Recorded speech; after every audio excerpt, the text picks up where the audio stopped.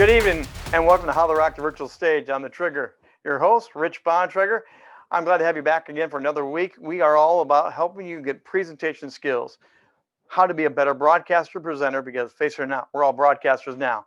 The world has moved from the physical stage to the virtual stage, and my heart, my passion is to bring you great guests, expert leaders, presenters that can help you get better equipped to rock the virtual stage. Every week we are going to have great insights and coaching, and it's always live every week. And don't forget, these do go on playback via YouTube, C-Suite TV, and coming in 2021 very soon, we'll have a new platform just for Rock the Stage. So watch for all those exciting information. All the past shows are already available through YouTube. So follow, like, share, all the usual stuff there as well. Tonight, we have an amazing guest, another speaker, leader, author. She is an expert, CEO and founder of LeadHERship Global. And it's all about leadership blueprints, the unstoppable women all around the world. Now, today we're going to talk more beyond the women. We're talking about leadership. But the great thing about Linda is a multi-award winning leader, keynote speaker, author, university professor, and dedicated to amplifying and extending the success of other high caliber business leaders. She's a co-founder of LeadHERship Global, a community of unstoppable women enhancing their leadership blueprint and embracing the power to be the best version of themselves in work and life. That's the cool part. We're not just doing one or the other. We're doing the both and here tonight. Prior to her role with LeadHERship Global, Linda was the CEO of the Collective 54, the global head of the brand marketing, public relations, communications with Susan K. Comer, as well as YPO. She has been around. And the other great thing is, as I found out this week, we share a lot of amazing things in common, including a love for the virtual stage. Welcome to the virtual stage tonight, Linda Fisk. Welcome, Linda. How's it going tonight? Thank you so much, Rich. I got to tell you, I'm so excited to be here. I've loved your program for so long, and it's such an honor to be able to be here with you and have this incredible audience that you've established over the past few months, years, who have not only been, I think, loyal followers of you, but they've been really, I think, lifelong learners and trying to understand how they need to pivot their businesses, how they need to pivot their interactions, how they need to re-engage their customers, their clients, their partners in entirely new ways. And so this is an incredibly timely conversation to have. And I'm just really fortunate to join you tonight. So thank you. Thanks, Linda. Again, we've had a lot of time preparing for this. I'm curious, the adjustment from the physical, but you've been author, professor, you've done so much in the physical. Now transferring over to the virtual, was that an easy step for you as a speaker presenter, or were there some bumps in the road here for you? You know, I would say that working on a virtual stage is a lot different from having that opportunity to be face to face with someone. But I think that what we've found over the past year, because of the necessity to connect with people and engage with people and form relationships with people on a virtual platform, that the basic human tenet of trying to create relationship with people is the same. It's the idea that I really want to connect with you. I want to know you. I want to understand you. And I also want to help impart knowledge, insight. I want to excite and inspire. And those kinds of basic human tenets are the same, whether you're in a conference room, on a stage, or as we are tonight, in a virtual sort of dynamic. So before we dive in, we're going to talk a lot about content tonight. This is one of your sweet spots of content. But as a professor, the universities are really struggling. Colleges, schools are really struggling because education is just having a hard time getting caught up. What would you speak about that for a second, about the movement from the classroom, the interaction of teachers and profs and that one-on-one? What would you suggest for any overarching statements about what we can do to do that better? Because there's a bunch of people suffering right now. Yeah, I think that's true. And I think that, if you're a teacher and you are asked to perform the task of imparting knowledge to a classroom of kids who already are going to be challenged to pay attention and learn in a classroom, And now they have the added sort of challenge of being disconnected from the teacher and being disconnected from their peers. I think that what you have to do as a teacher is you have to rethink what that level of engagement looks like. You almost have to be an event coordinator in some ways. You have to rethink your content. You have to grab attention quickly and you have to keep attention, which means that you may have to infuse some fun into the environment, into the teaching environment.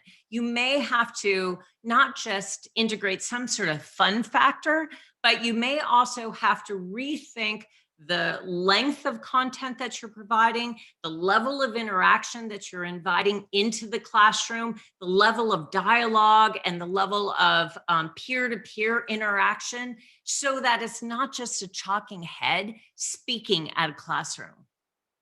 So in a moment, we're going to take questions from the Q&A box. Q&A box is always open.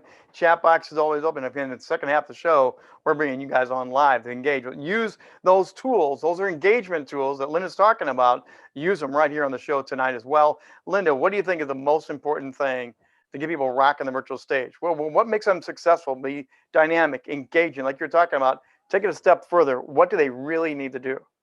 Yeah, I got to tell you, the number one most critical issue on the things to know list is find your purpose. Determine exactly why you're holding an event, why attendees would spend their time or their money in order to attend your event. And if you can't answer that question, you shouldn't have the event. And by event, it could be meeting, it could be conference call, or it could be something like we're experiencing today, which is a purposeful event. I think you have to find your purpose, but to do that, you should be asking questions like, why are you holding the event? Why would attendees spend their time or money to attend? What are some of the key takeaway that attendees will come away with that they can't get anywhere else? What is that unique value proposition that you're going to provide that nobody else can? And honestly, I would write that on a whiteboard or a sticky note and put it on your computer screen. Purpose is your number one North Star that should guide the development of the content and the experience. And after you've determined your purpose, get clear on who your attendees are. What do they need to know? What are their challenges? What are their opportunities? And what do you need to include in that experience that's really going to be impactful for them? So you should do your research on other events that are offering similar or targeting a similar audience and determine what makes your event different and unique. What is your unique value proposition that you're offering to a very specific audience? So you said a couple of things that no one else has ever touched on here. So you're also suggesting go watch other people's content, watch their shows, learn from what they are and are not doing right, study a little bit, so when you launch yours, they're not quite as bad as what they could be, right? So by kind of learning from them their mistakes, maybe yours will be a notch up, right? Well, I'm not sure I would frame it as you won't be as bad as they are, but for sure you need to understand what's being offered in the marketplace and how can you offer differentiated value? What can you do to offer something really unique, some sort of special moment, some sort of special takeaway insight that nobody else is offering? And that brings us down to this idea of content that we talked about before. Event content and speakers have to grab attention quickly. And importantly, and especially in a venue like this, they have to keep attention. But the platform that you're using has to be able to incorporate a lot of different experiences. There should be breakout rooms. There should be an opportunity for connection with other attendees. There should be an opportunity to have dialogue with the speaker. So you have to understand the platform that you're working with and make sure that you're really embedding as many different opportunities for connection as you possibly can. And as I said before, and Rich, you're all about this, you have to infuse some fun, whether that's wine tasting or sharing baby photos or some sort of gamification. There has to be something that allows people to connect at a human level and have a little bit of fun. Right, because this is entertainment now. Again, this is TV. There needs to be an element of entertainment before you get the education. You do have to entertain. You do have to engage. You have to get their heart pumping. If you just jump to education, you are missing emotional steps to pull them into what you really, really ultimately are all about. Dan mentioned in the chat box, it's recon. You're doing recon to learn better from that. Really good way of talking about that, Dan. So let's talk more, Linda, about that content stuff because people are getting on their iPhones, they're getting on their tablets, and they're just throwing stuff out there. What is good, worthy content, and how do you shape it for the virtual stage? I want to sort of really do a bit of a deep dive on something you just said. There are so many competing opportunities for people to shut down their browser window and move on to the next thing on their calendar. There's so much a sense of overwhelm in the number of invitations that we're receiving, the number of invites that we're receiving, the number of competing priorities that we have on our calendar, that it's really easy for people to simply shut down their browser window and move on to the next thing. There's a lot of competition for attention these days when everybody is working from home. So again, this idea of content is so important. And you said, you don't want to be as bad as the next guy, but I will tell you that one mistake I've seen over and over and over again in programming is solo presenters, one right after another, which can lull the audience to sleep with way too many talking heads. You've got to have a mix of formats to keep the attendees more engaged. And as I said earlier, session length is another area where people make a lot of mistakes. Some event planners, some business owners, some podcasters, broadcasters, they simply lift and shift their content from an in-person event to a virtual event by programming, a 45-minute to a 60-minute keynote, or by having talking head after talking head after talking head. And virtual events require different thinking in terms of how attendees will interact with and digest the content. And I got to tell you, shorter sessions are better, which is why, Rich, what you're doing here is so smart. There's a 30-minute discussion, a little bit of dialogue, but then the last half of your sessions are always about a Q&A with the audience, with breakout sessions, with mixed formats, and that keeps it dynamic and interesting. There are polls, there are surveys, there's opportunities for people to connect and interact in all kinds of different ways. Well, you just segued right in perfectly. Here's our first poll of the night. We're going to be talking about content a lot here to go deeper and deeper with Linda. So, do you struggle to create meaningful and quality content online? I'm talking about online. Some people are really good, but the regular content, we're talking online. Is it very hard for you? Is it easy? Is it somewhat hard for you? Or you struggle with creation content no matter what? This is for you, the audience. Vote. Let us know where you're at because creation content is really hard. It does not come easy for a lot of people. And like you said, Linda, you cannot just move physical stage stuff over right away. You do have to adapt. This is TV, and it does require different energy and different way of presenting. The information may be the same, but how you present it must be different, correct? Agreed. Absolutely. I think you have to plan for attendee interactivity and engagement. You have to plan for that. I think that's absolutely critical in a virtual event, as people can't just strike up a conversation during a break, right? In a in-person event, there's opportunities for chitter chatter before the meeting, during interludes between a conference, at the water cooler, as you're grabbing coffee. But in a virtual environment, you have to very purposefully create those opportunities for interactivity and engagement. And I think not having a well out event on demand strategy is another potential missed area.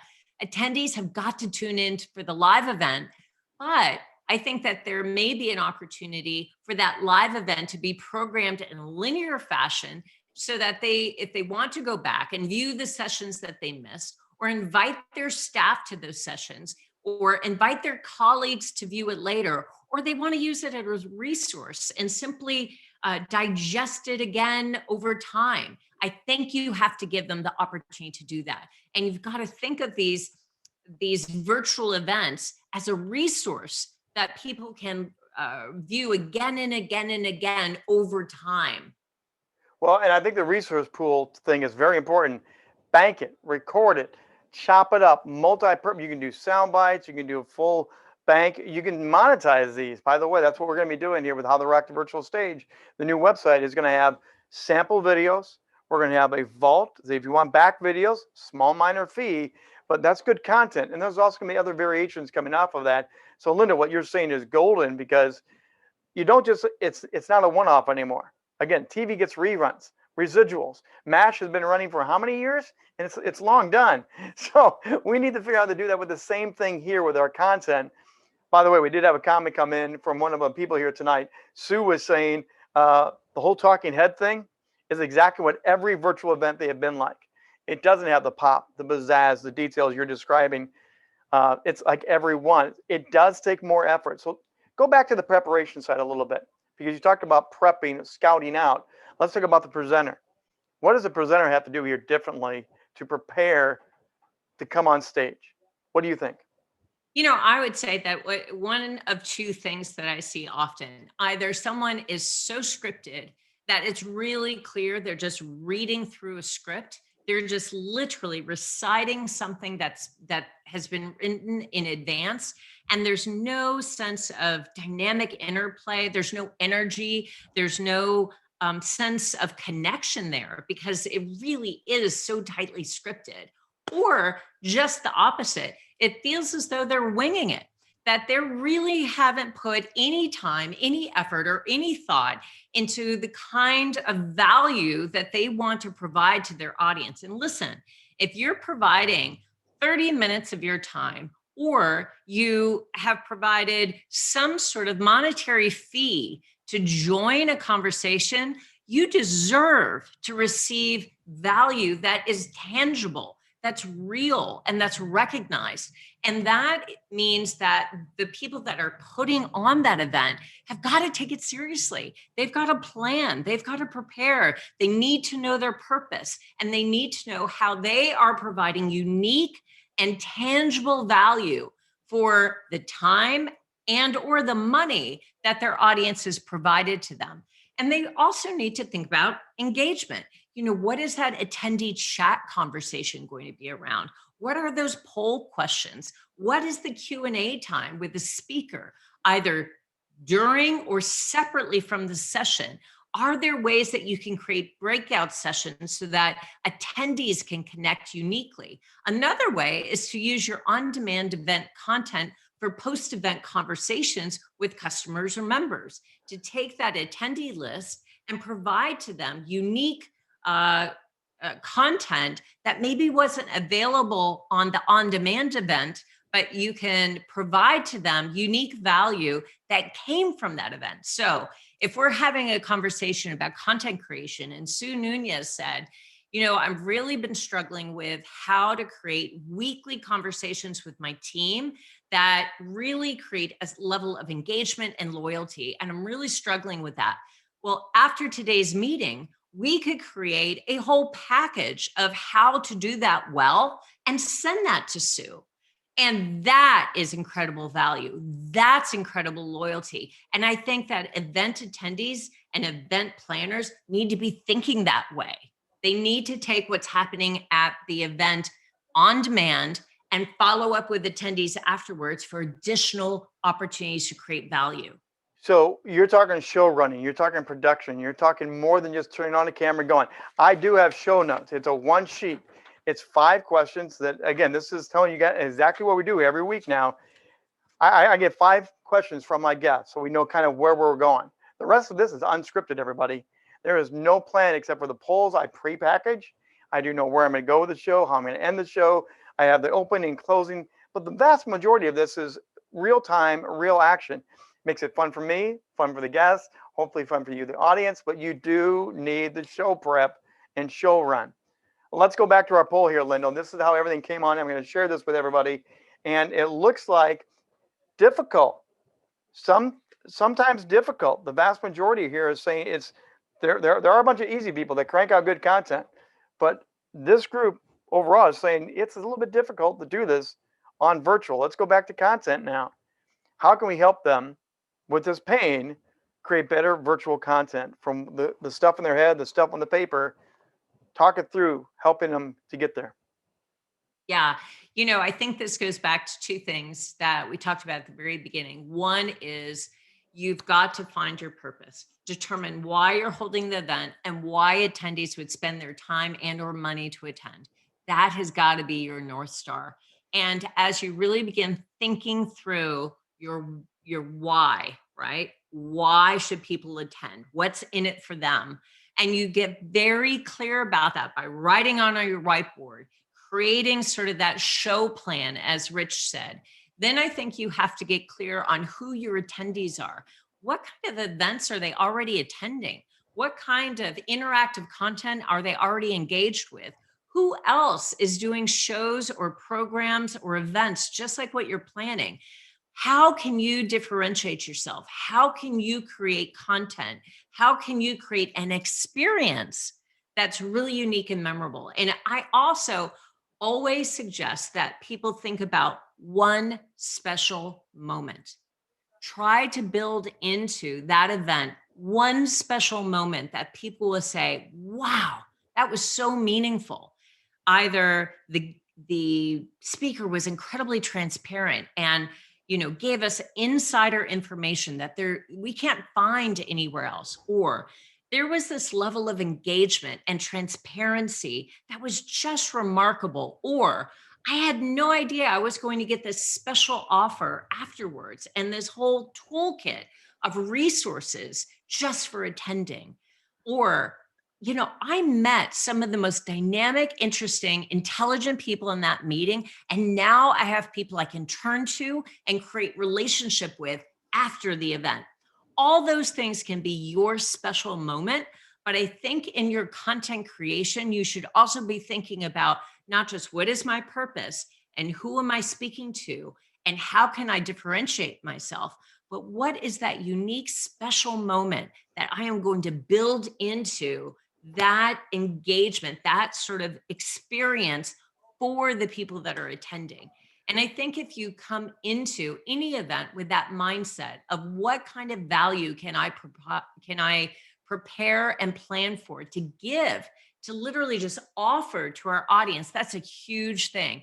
The last thing I would say, and Rich, you sort of pointed to this, is plan for the best, but prepare for the worst. And I think you have to do that if it's an in-person event, but now you have entirely different variables to worry about and keep in mind. And do not take any of these things for granted. With virtual events, we all have to rely on the internet. And there are some elements that are simply outside the event organizer's control. Attendees' connection speeds, other programs and apps that the attendees may have open on their computers, devices that they may have on and listening to, internet traffic, spikes in traffic, nonstop Zoom or WebEx calls, or internet disruption. So you really have to think through where the attendees' experience can break down and then plan ahead for that. That's fantastic. That's like fire hose stuff there, everybody. I hope you guys are taking good notes, because that just was an extra download. Now, I'm going to go back to what you said about those special moments. We've had some really cool special moments here on the show, and I love them. You and I talked yesterday, and we're going to share a special moment here because Lynn and I found out we have so many overlapping parallels in our life that blew us away.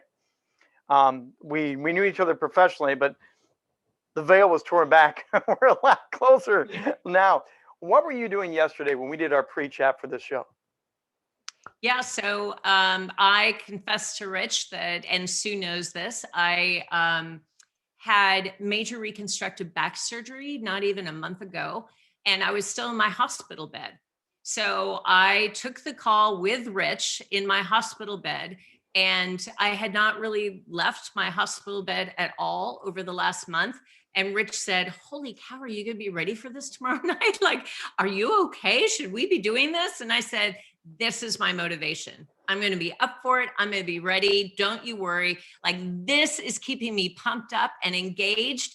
And this is what's giving me the incentive to sort of amp up my recovery so that by tomorrow I can sit in a chair for an hour and I can do this and provide what I hope is really compelling value for your audience, Rich. And you have one of the comments coming into the chat box is, Linda, where you get your knowledge, your expertise? You are providing great stuff. It blends in really well with everything you do on the virtual stage. But someone's asking, why are you such an expert? Tell us why. Well, I have had some experience in broadcasting. I have had some experience in media. I also have been a public speaker for about 20 years. As Rich and I discussed, that is not comfortable for me. I'm very much of an introvert. I grew up with a pretty severe stuttering problem. But I have had to work really hard to overcome my stuttering, overcome my introversion. And in doing so, holy cow, have I been on a learning journey around this whole idea of how to engage with an audience, how to present to an audience, how to create a really close kind of connection and relationship with an audience, how to be an engaging public speaker, how to ensure that there's an authentic and very transparent relationship that I'm building, whether it's a virtual stage or a real stage. And I think that probably I wouldn't be as knowledgeable if it hadn't come so, if it weren't so difficult for me. If it was something that came naturally, maybe it's something I wouldn't have studied as much. But because it doesn't come naturally, because I'm not wired for this, I had to dive in deeply. I had to really research this. I had to practice. I had to learn. And I was on a 20-year learning journey about how to be a public speaker, how to connect with people, how to overcome just stuttering, to be able to have a conversation like we are tonight. And for everyone that's been around for a little bit, you know my story. I stutter. And so we unlocked all this yesterday. We both had a great laugh, but it also added energy for, I'm going to get out of this bed. I'm going to go on camera. I'm going to rock your show. I'm coming, Rich, because you're not going to stop me. So thank you, Linda, for really climbing out of bed and joining us here, because you are bringing so much rich information. Again, that's the magic of this. Jay Leno, Johnny Carson, David Letterman have all had those moments where they can get the guests to say something magical. Again, as podcasters, as TV show hosts, as webinars, look for that, seek that. Don't just stay on the information level. The heart is so much more powerful and adds value to the information. As we wind down here, the first half of our show, Linda, what would you say is one of the biggest, boldest statements you can make to help people right now in the first half of the show about how to rock the virtual stage? What I would say is you've got to really care about the audience you're serving. And if you enter into that relationship with your audience, genuinely caring about their well-being, their connection, their ability to get something of real impact and real value, that will guide you. That will help all of the rest of the content fall into place. Once you know the people you're serving and you have a heart to really serve them, everything else will fall into place. Linda, for those that might have to drop off the half-hour mark here, how can they get in touch with you? Where can we find you? Let's make sure they can find Linda Fisk to make sure they get in touch with you again. Absolutely. And honestly, it would be my pleasure. The easiest way to get in touch with me is through my company, which, as Rich said, is LeadHERship Global. It's leadership, but LeadHERship Global. And you can find us on LinkedIn. We have an incredibly active LinkedIn account. And we also have a website. Through the website or through LinkedIn, either one, you can connect with me personally. And of course, I have a LinkedIn account as well, Linda Fisk. And on my LinkedIn account, you have an opportunity to connect with me directly and personally. And it would be my pleasure to be able to engage anyone in conversation after tonight's event. Don't forget, coming up next week, Jeff Kozatek will be with us, the Mindset Coach. 2 weeks, Joel Bryant will be with us. the author, leader, speaker. And coming up in a couple of weeks, we have a twist coming up. We are going to have someone guest host the show, and I get to be the guest on the show. This is another way that you can dial things up on your own shows, your own podcast. This was not something that I asked them to do. They literally reached out and said, I want you to be the one. And it is a new way to do things. It is a fun way to change things up. So you're going to see it live in a couple of weeks where I'm on the other side of the microphone and someone else is going to be firing the questions to me. So make sure you join us and watch for that as well. Linda, what's your final wrap things up, bringing the plane down for a great landing here tonight? I just want to say thank you. I just really want to say thank you for allowing me to join. I want to say thank you to the people that asked questions and that connected with me and that I know I'll hear from after tonight's conversation. And again, if you want to collaborate and you want to coordinate efforts, if there's any way that I can partner with you to further your success, to help you along your journey, please don't hesitate to reach out. The idea of being able to be a servant leader is real to me. And that's something that I really have based my career around. And if there's anything that I can do to be supportive to you, helpful to you, if I can introduce you to someone, if I can offer some sort of interesting partnership or point of collaboration, I'm really open to that. So thank you. Thank you, Linda, very much. And again, this is why we do this whole show. The idea is to serve, to give back. That's my passion. That's my goal as well. And we're going to be back next week and the week after and week after. We want to equip you, to train you. We want to bring the best experts possible live every week. Again, they always are on playback. We have a new extensive library we're going to be getting out to you. And remember that we want to really help you rock the virtual stage. Ask your questions, stay in contact, find us on LinkedIn, find us on Facebook, and come on back, locked and loaded. Next week, we'll again, 8 o'clock. We always go live, 8 o'clock Eastern time, 6 o'clock Mountain time.